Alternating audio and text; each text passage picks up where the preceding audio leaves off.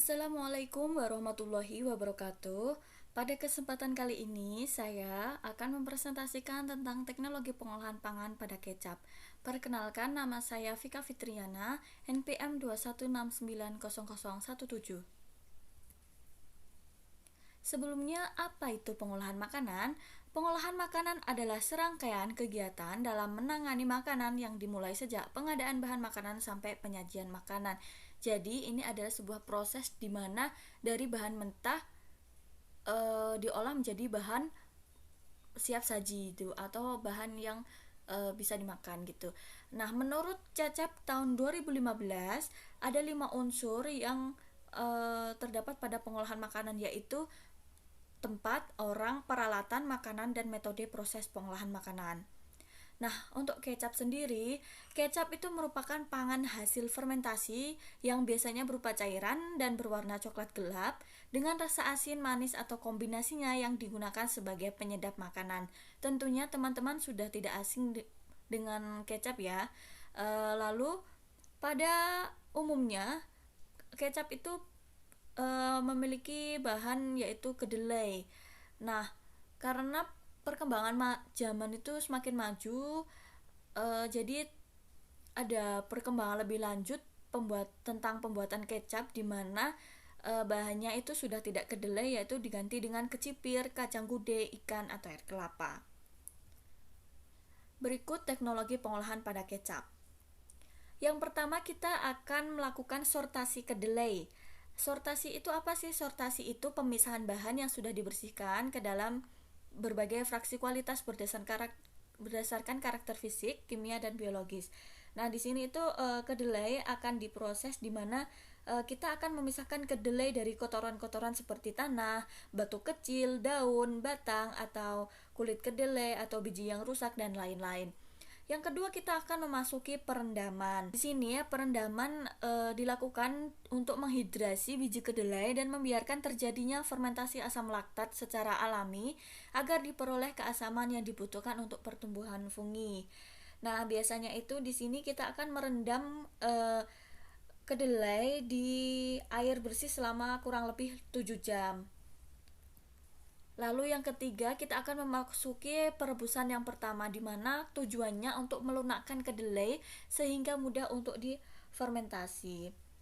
Nah, biasanya ini perebusannya menggunakan tungku kayu bakar atau dengan steam kurang lebih 4 jam sampai lunak.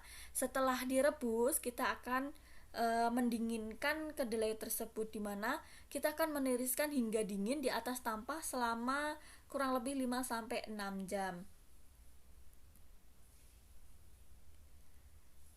Lalu yang kelima, biji kedelai yang telah direbus tadi dan yang telah didinginkan akan ditaburi ragi kecap, di mana kita akan memasuki fermentasi padat. Nah, fermentasi padat ini biasanya disebut sebagai fermentasi koji, yang dilakukan selama 3 hari pada suhu 30 derajat Celcius. Lalu untuk hasilnya akan disebut sebagai koji. Nah, mikroba utama yang terdapat pada fermentasi ini yaitu Aspergillus oryzae dan Aspergillus soyae. Nah, enzim yang terdapat dalam fermentasi ini ada proteolitik, amilolitik, lipase, dan selulase, di mana digunakan untuk pembentukan cita rasa dan aroma. Nah, mikroba lain yang terdapat pada fermentasi ini ada Streptococcus, Lactobacillus delbrueckii, dan Bacillus subtilis. Di sini juga suhu kelembapan dan aerasi dikontrol untuk mencegah rhizopus dan mucor yang dapat merusak cita rasa. Lalu selanjutnya, setelah dilakukan fermentasi koji, kita akan memasuki perendaman dalam larutan garam, di mana perendaman ini dengan larutan garam dengan konsentrasi 6-23%, di mana perbandingan antara larutan garam dan kojinya yaitu 2:1. Nah, tujuan perendaman larutan garam ini untuk menghentikan kapang dan mendorong pertumbuhan bal atau bakteri asam laktat. Setelah itu, kita akan melakukan fermentasi lagi, di mana fermentasi cair atau yang biasa disebut fermentasi moromi. Nah, pada fermentasi moromi ini terdapat 3 tahapan. Yang pertama ada fermentasi asam. atau bakteri.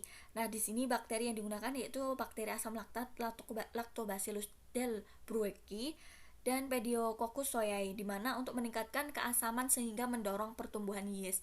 Lalu yang kedua, fermentasi alkohol dengan menggunakan Saccharomyces roxy dan Saccharomyces soyae. Lalu yang ketiga akan melalui tahap fermentasi penuaan atau aging.